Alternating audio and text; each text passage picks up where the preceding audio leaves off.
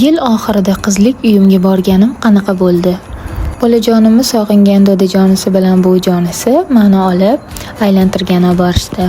Barcha savdo majmualari va ko'ngilochar joylar singari Ekobozoriyam bayram shukuhi qamrabopti.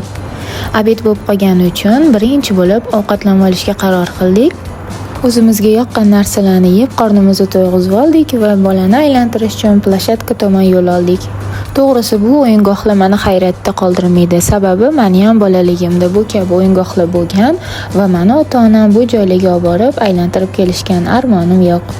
Bolajonim ham o'zimga o'xshagan adrenalinni yaxshi ko'radi. Shu sabab attraksionga o'tirib oldi. Farzandim kichkina bo'lgani uchun men ham u bilan birga attraksionga chiqdim va men ham mazza qilib uchib oldim. Bu joyi detskiy plashatkasiga hech ham kirmagan edim. Bugun kirib ko'rdik.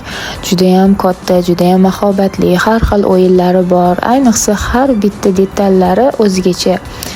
Bize farzandimizni ko'p plashatkalarga olib borganimiz uchun bu plashatka menga noodatiy tuyuldi va juda ham yoqdi.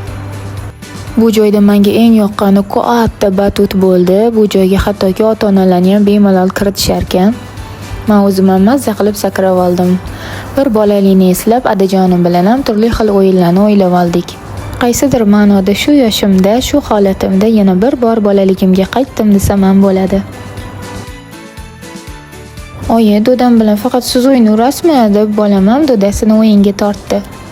Magazinlarni aylanib, sovg'a salomlarni olib, sekin uyga yo'l oldik. Bugungi kunim juda ham zo'r o'tdi.